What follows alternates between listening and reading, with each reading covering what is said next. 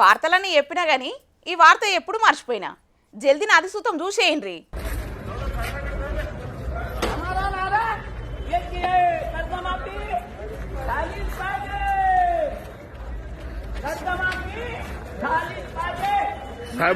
साहेबाच्या room मध्ये घेऊन जा, साहेबाच्या रूम मध्ये.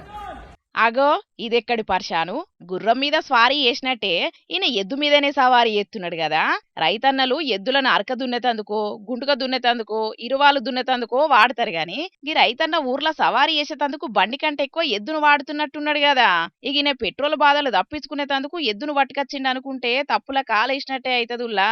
మరి ఎద్దు ఈయన మాట ఈయనకున్నా ఎందుకు గిట్లొచ్చిందంటే ఈయనది మహారాష్ట్ర దిక్కు చంద్రాపూర్ జిల్లాలున్న రాజూరా అనే ఊరు. వ్యవసాయం చేతాడట. అయితే అటు దిక్కు పోయిన పసలకెంచి వర్షాలు చక్కగా లేవ్వట. ఎప్పట్లెక్కనే ఇప్పుడు సుతం ఇత్తనాలు పెట్టినా మొలకలు రాలేదట. పంట పెడితే నష్టం తప్ప లాభం ఉంటలేదని రంది పడుతున్నారట. ఇక సర్కార్ సుతం సాయం చేసేటందుకు రేపు మాపు అంటున్నదట.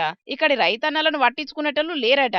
ఇక్కడ ఆఫీసర్లకే కాదు దునియాకు రైతన్నల కష్టాలు తెలవాలని రాజూరా కాడున్న ఎంఆర్ఓ ఆఫీసులో ఈ తీవ్ర నిరసన చేసిండు.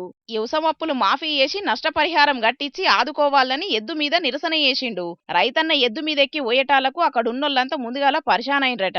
ఎంబటే వీడియోలు తీసుకొని ఇంటర్నెట్లు ఇడిచిండ్రు. ఇక ఈ రైతన్న వీడియో పొట్టు పొట్టు చెక్కర్లు కొడుతున్నది. ఇప్పుడు రైతన్న గోసలను పట్టించుకొని ప్రభుత్వాలకు అధికారులకు తువాలల చెప్పు పెట్టి కొట్టినంత పని చేసిండని రైతన్నను తారీఫ్ చేస్తున్నారు దునియా జనాలు. ఎద్దులను ఎట్లా వాడుకోవాలనో రైతులకు తెలిసినంత ఎవ్వలకు తెలియదని మెచ్చుకుంటున్నారు.